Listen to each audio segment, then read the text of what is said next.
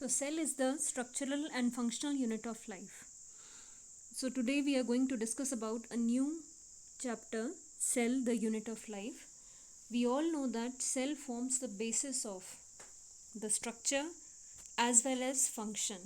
Okay, so this is a common statement which you have heard in your previous class, where we use two terms. It is a fundamental unit of structural and functional unit of all living organisms.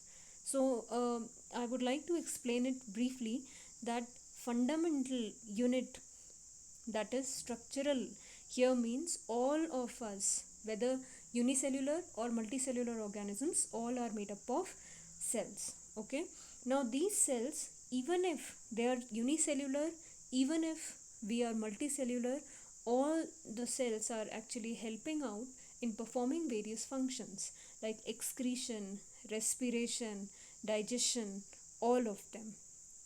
Okay, so that's why we say that a cell is solely responsible for the structural as well as uh,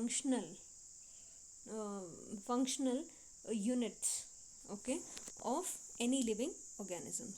So that's why we use this, we often use the statement cell is the is the fundamental and structural and functional unit of all living organisms. Okay, now if we move on to the discovery, there are many scientists who have worked on it. Okay, in your previous classes you have heard about Robert Hooke. Robert Hooke was the first one who observed cells in the cork. Okay, so he saw these cells in the cork, and he saw that small compartments are there, and these small compartments at that time were known as cellulae.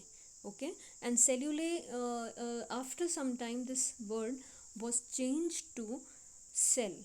Okay, cell itself means a compartment.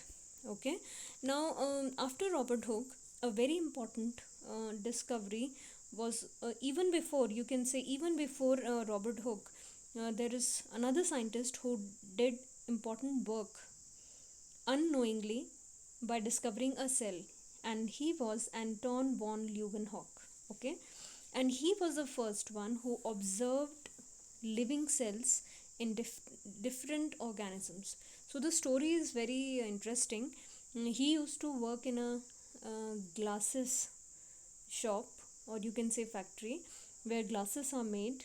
Okay, so he used to play, and because he was very young, he used to play with these glasses, and he used to keep on looking through these lenses which were there. Okay, glass lenses. So sometimes he used to use three lenses to see something, sometimes he use two lenses to observe things. During this time he found certain things moving. Okay, and when he closely observed, these were nothing but these were animal cells. Okay, or you can say some microorganisms were also observed by Anton van Leeuwenhoek. So that is why we say that he was the first one who observed and described a living cell. Okay, and Anton von, after the work of Anton von Leeuwenhoek, when it was recognized later, and when he observed these moving things, he called them animalcules.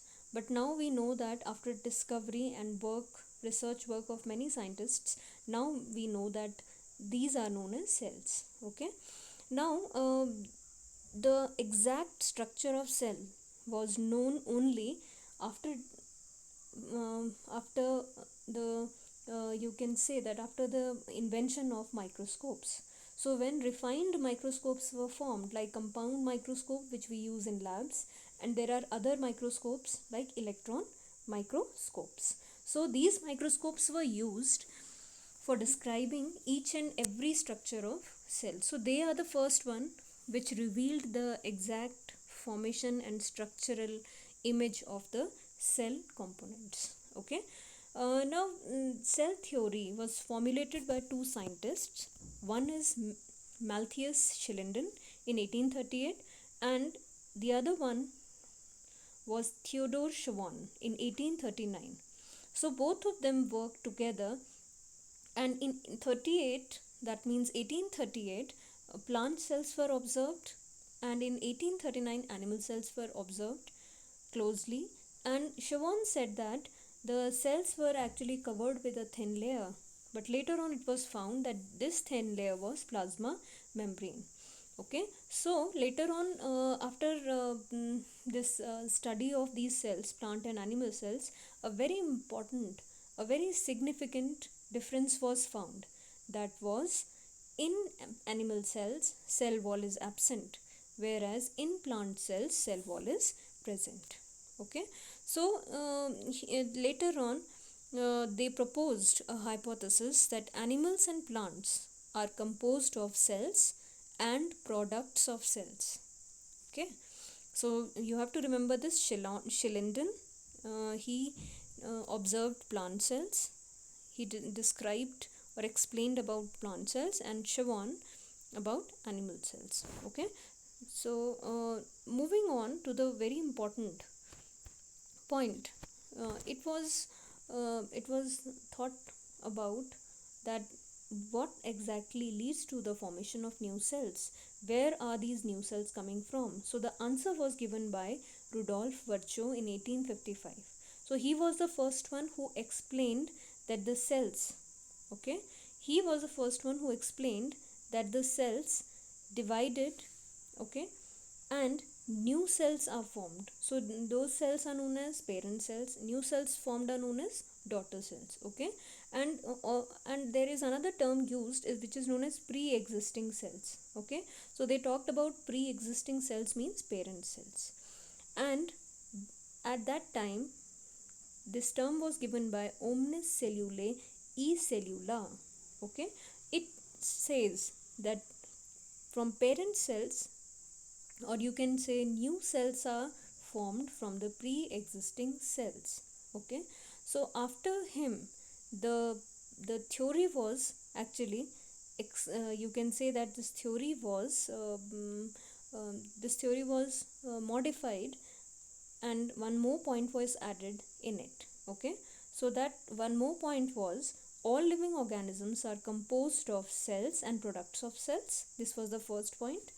Second is all cells arises from pre-existing cells. So these are the two important statements of cell theory. Okay, and this was given by, second statement was given by Rudolf Virchow in 1855. Okay, let's move on. Now moving on to the next one, we know that cells, mostly all of the cells consist of a semi-fluid matrix. Okay, and where cellular activities and chemical reactions are taking place. Okay, that's why we can call it a living cell. Okay, so we know that in the cytoplasm itself number of metabolic reactions are going on, and that's why we call it a living. Okay, then again there is another important component which is known as ribosome. So these are small non-membrane bound, that means membrane is absent. Okay, non-membrane bound organelles found in cytoplasm, chloroplast, mitochondria, and also on rough endoplasmic reticulum. So these are the important components which are mostly present in all the cells. Okay, so we will discuss about them later. Okay, so now it was clear after the research work of all the scientists, and as the time was moving on, it was clear that all organisms are made up of different types of cells. Okay, and these different type of cells can be small, they can be um, bigger, they can be long, they can be of different types. Okay, so it is very important to know, you should learn it, that mycoplasmas, their length is 0.3 micron meter, and they are smallest cells. If we talk about single cell, largest single cell, then egg of ostrich is another example of largest isolated single cell. Okay, then longest cells are present in the body, they are nerve cells or neuron. Then if we will measure the size of bacteria, it is about 3 to 5 micron meter. Okay, and if we talk about human RBCs, they are 7.0 micron meter in diameter. So here you can also understand that viruses are smaller than bacteria. That means they are smaller than 3 micron meter. So cells can have various dimensions, various shape, and various sizes. Okay. So here you can see that plant and animal cells are given. These are plant cells. Okay. These are plant cells and these are animal cells. Okay. So you can see that how variety of shapes are present in the plant as well as animal cells. Okay. Now let's move on to the first important types. On the basis of types of cells, there are two types of cells: prokaryotic cells and eukaryotic cells. Okay. So prokaryotic and eukaryotic cells difference is very important. So let's recall it once again. Prokaryotic cells, they do not have well defined nucleus, whereas in eukaryotic cells, you can say that they have got well defined membrane. Okay. So prokaryotic, well defined nuclear membrane is absent. In eukaryotic cell, well defined nuclear membrane is present. Okay. So you can also define it by one more type, that is prokaryotic cell can be defined as a cell which has an incipient nucleus and lacks membrane bound organelle. So this is very important, they lack membrane bound organelles. Okay. So such cells are termed as prokaryotic cells. So let's move on to this. Here you can see number of examples are shown, pictures are shown, all of them are prokaryotic cells. Okay. So prokaryotic cells includes, examples are bacteria, blue green algae, mycoplasma and PPLO. Okay. Mycoplasmas are also known as PPLO. So here you can see clearly. Okay. So here you can see clearly that this is bacteria, this is also bacteria, only shapes are different. This is blue green algae, which is also known as cyanobacteria, BGA, and the last one are mycoplasmas. They are the smallest cells, and these mycoplasmas are also known as PPLO, pleuro pneumonia like organisms. So learn this full form also, this is important. Okay. Now moving on to the prokaryotic cells, let's discuss it once again, that on the basis of their shapes and size, or you can say shape, particularly shape, there are of 4 types. Here you can see very clearly that bacillus, coccus, vibrio and spirillum. Okay. Spirillum. So bacillus is rod like, first one is bacillus. Okay. They are rod like. Then comes, you can see this one is bacillus, this one is coccus. Coccus is singular, cocci is plural. Okay. Bacillus is singular, bacilli is plural. Okay. Then there is vibrio, which is comma like. Okay. So this one is vibrio. Okay. Comma shaped, and the last one is our spiral. So you can see spirillum. Okay. So these are different 4 types of bacteria. I hope you remember the first one. Can you give me one example of a rod-like or bacillus bacteria? Just think of it. Okay, if you remember lactobacillus, then it is correct. Okay, so lactobacillus is example of bacillus. Okay, so here you can see different types of bacteria are there: bacillus, coccus, vibrio, spirillum. Okay, so it was just for revision. Now moving on to the prokaryotic cells. Now we are going to discuss about the components of prokaryotic cells. Okay. Now prokaryotic cells have got, you can see structure of prokaryotic cell here. Now this prokaryotic cell, okay, this prokaryotic cell has got different important structures. Now here you can see, okay, now here in the diagram you can see very clearly.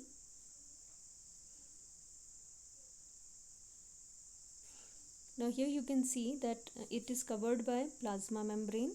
Okay, it is covered by plasma membrane. This is the plasma membrane. Then it has got nucleoid. The DNA is not covered by the nuclear membrane, is not having any membrane. Okay, so here you can see the DNA. So this nucleus is known as nucleoid. Okay. Then ribosomes are present. It is covered by cell wall. So outermost layer is cell wall, then capsule, then comes plasma membrane. They have got plasmids, pili, plasmids, and cytoplasm. And for motility, they can have flagellum also. So these are the basic structures, okay, of a prokaryotic cell or a bacteria. So let's move on to the next one. We are going to discuss about the cell envelope first. Okay. So if you will look at the cell organelles, you will find that this structure, okay, or bacteria, or you can say prokaryotic cells, are covered by cell envelope. Okay. And the nature is protective. It is protective in nature. It has got 3 layers. Okay. First layer is glycocalyx, second layer is cell wall, and the inner one is plasma membrane. Or you can understand in the other way also. Outermost is glycocalyx, middle one is cell wall, and innermost is plasma membrane. So there are 3 layers in the bacteria.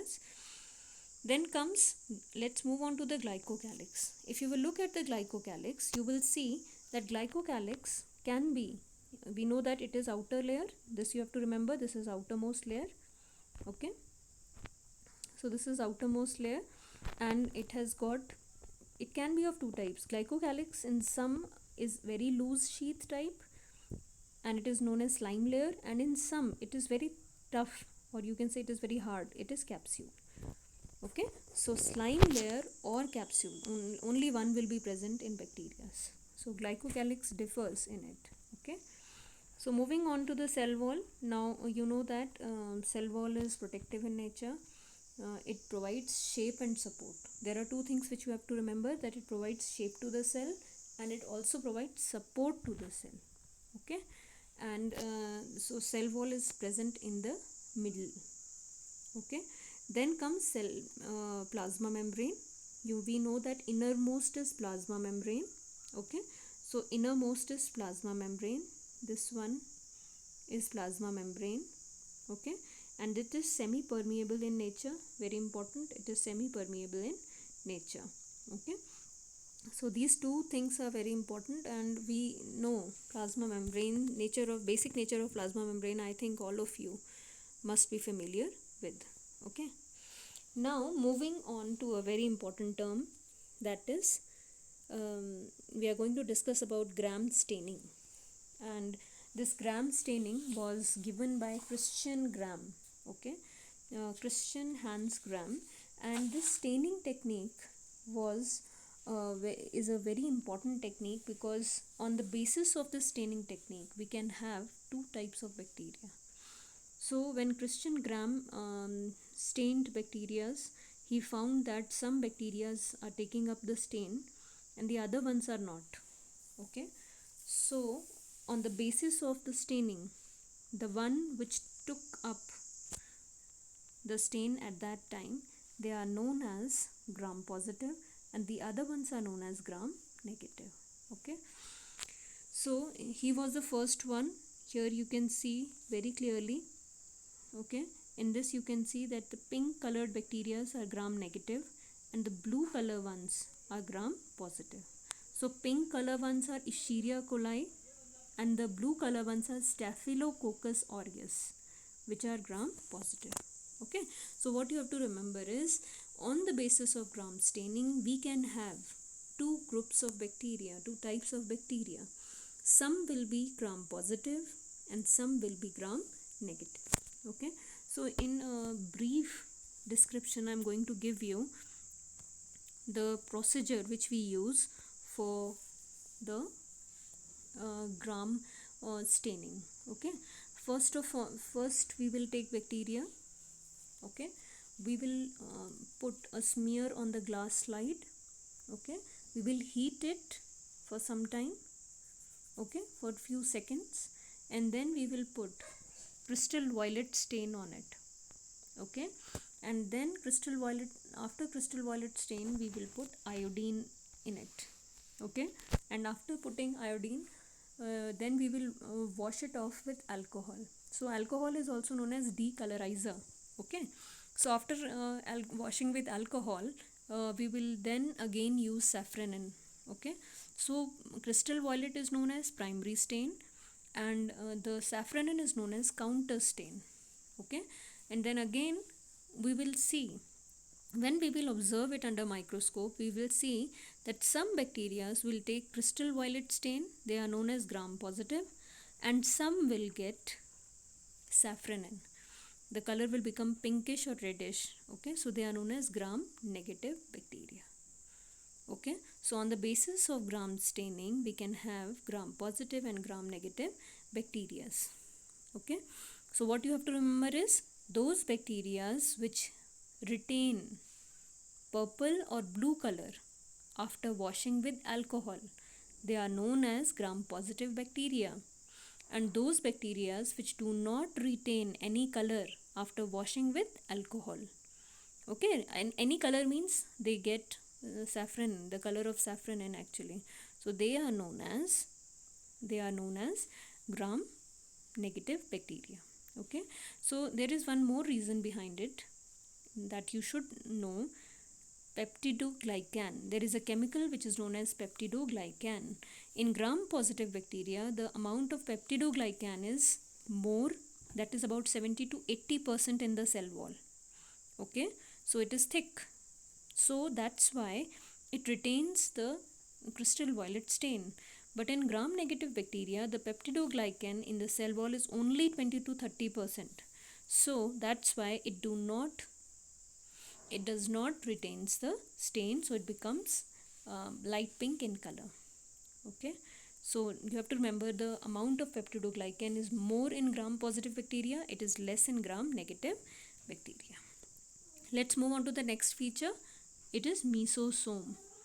So in some of these bacteria, it is found that they have infoldings of plasma membrane. Okay, so here you can see infoldings of plasma membranes are there. Okay, the infoldings of plasma membrane is there. Here you can see this is the infolding of plasma membrane. Okay, so this infolding of plasma membrane actually is known as mesosome, and it performs number of functions. Okay, so and that's why we can say that they can form vesicles. Okay, tubules. Vesicles means small rounded structures. Tubules means long structures, tube-like structures. Lamellae means folds, many folds of membrane. So mesosomes are infoldings of plasma membrane. Okay, now they perform variety of functions. Like number one, they help in cell wall formation. They also help in DNA replication. They help in distribution of chromosomes to daughter cells during cell division. They also help in, because the infolding of membranes increases surface area, so they also help in respiration and secretion. Okay, so that's why you can say that increase in surface area actually facilitates in the functions of enzymes. Okay, so these are the function of mesosomes. You should remember, you should learn it. Now moving on to another structures, there are some membrane infoldings which contain pigments. Okay, and these membrane foldings having pigments are known as chromatophores, and these are only present in prokaryotes. Okay, so two things you have to remember: these are pigment containing infoldings, and they are only found in prokaryotes. For example, blue-green algae, which are also known as cyanobacteria. Okay, now nucleoid. So this we have already discussed, that the nucleus is without nuclear membrane. So this nucleus is known as nucleoid. This you have to remember, that this is known as nucleoid. Okay, so this is the DNA. You can see here, this is the DNA which is not covered with any nuclear membrane. So we call it nucleoid. Okay, then there is another structure in it which is very important to understand. This is known as plasmid. Okay, plasmids are small circular, here you can see in the picture, these are small circular fragments.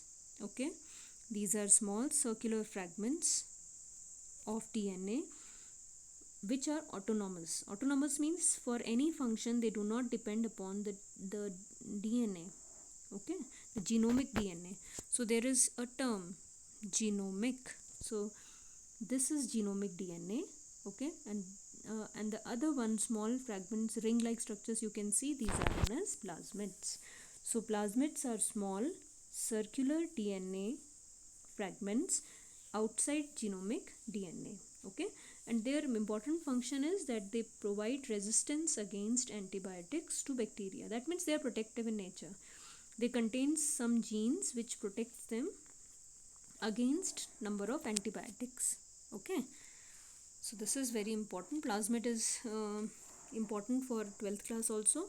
In biotechnology chapter you will again study about plasmid, okay. Now let's move on to the motility organ. They have a very important motility organ, that is flagella, okay. Now this flagella is plural, flagellum is singular, okay. So don't get confused, flagellum is singular. If you will look at the structure of flagellum, you will find that this flagellum contains three important structures: filament, hook and basal body, okay. So filament, hook and basal body is there, and this is very important to understand that this part is known as basal body, which is present in the plasma membrane or cell wall. The other part is hook, okay, this part is hook, and the long part is known as filament. So flagellum consists of filament, hook and basal body, okay. So these are the three important components of a flagellum, and we all know that this helps in motility, okay. Now you have to remember that on the basis of flagellum also, number of flagellum, the bacteria can be of three types, okay. Monotrichous, having one flagellum. Mono means one. Monotrichous, okay. So monotrichous are there, okay. Monotrichous, okay. So if they are having single flagella, that means monotrichous, okay. So this is monotrichous. Then they can be amphitrichous, having two. They can be peritrichous, okay. So peri here means peri, many flagellum, many flagella, okay. So monotrichous, amphitrichous and peritrichous, okay. Now apart from these motility organs, they have small hair-like structures on their body. They are of two types, pili and fimbriae, okay. So pili, for pili we use singular is pilus or pilus, and then fimbriae, okay. So pili are small hair-like structures present all around the bacteria, and they are made up of a protein known as pilin, okay. Then comes fimbriae. Fimbriae are small structures, but their main role is attachment to the structures which are present around them, okay. So the most important role is of pili, okay. Sometimes pili, some bacteria undergoes sexual reproduction, although you know that generally bacteria undergo asexual reproduction by binary fission, okay. ये सबको पता है that they undergo binary fission for sexual for asexual reproduction, okay. But in some bacteria this bacterial conjugation takes place. So there is a word called as bacterial conjugation, in which they transfer DNA from donor bacteria, okay, from donor bacterium to recipient bacterium. So when they are transferring it, for transferring they need pili, okay, and for attachment they need fimbriae. So these are the two functions of these two structures, pili and fimbriae. Then comes ribosomes. This you have to remember that they have got 70S type of ribosomes, which are only present in prokaryotes. S here means sedimentation coefficient, okay. So sedimentation coefficient, that means there are two subunits. One small subunit is there in ribosome and a large subunit. Small subunit contains 30S, 30 sedimentation coefficient, and the large consists of 50S or 50 subunit okay, 50 sedimentation coefficient. So they are known as 70S, and their size is 15 nanometer by 20 nanometer. Okay, so this is a characteristic feature of prokaryotic cell. Okay, so in prokaryotic cell, a very important term is used, which is often asked in your competitive exams also. It is polyribosomes. Okay, sometimes we know that ribosomes, basic function of ribosome is, you should know that it is protein synthesis. It, and the other term used for it is translation. Okay, so translation is done by ribosomes in all cells. Okay, so this is a very important term which you should remember, protein synthesis. And during protein synthesis, these ribosomes attaches themselves to the DNA. Okay, sorry, mRNA. Okay, so this is mRNA, messenger RNA, and this messenger RNA, this thread-like structure is messenger RNA, and these small rounded structures are ribosomes. Okay, so when many ribosomes attaches on the mRNA, this condition is known as polyribosomes and or polysomes. Okay, so this condition is only found in prokaryotic cell. This you have to remember. Okay, so ribosomes present in a polysome are actually doing what? They are actually making proteins. Okay, so in this condition they are actually doing translation meaning protein synthesis. Okay, so this was about different components of the prokaryotic cell, and in this continuation there is another one. It is known as inclusion body. Okay, inclusion bodies are small structures which are not having any membrane, but they store some material which is known as reserve material. Okay, so reserve materials are there, and they help in they are only present in prokaryotic cell. Okay, and what material they store? Phosphate granules, cyanophycean granules, glycogen granules, and gas vacuoles. Okay, and gas vacuoles are usually observed in blue-green and purple and green photosynthetic bacteria. So this is very important that they also contain inclusion bodies. Okay, so this was all about the components present in prokaryotic cell. So learn all this. Okay, and components must be, there are certain components which are very important and you have not studied in your previous class, like plasmid, the term polysome, inclusion bodies, chromatophores. Okay, just revise them and learn them properly. Okay, if you like this video, please share with your friends which will be benefited by this. Okay, thank you very much.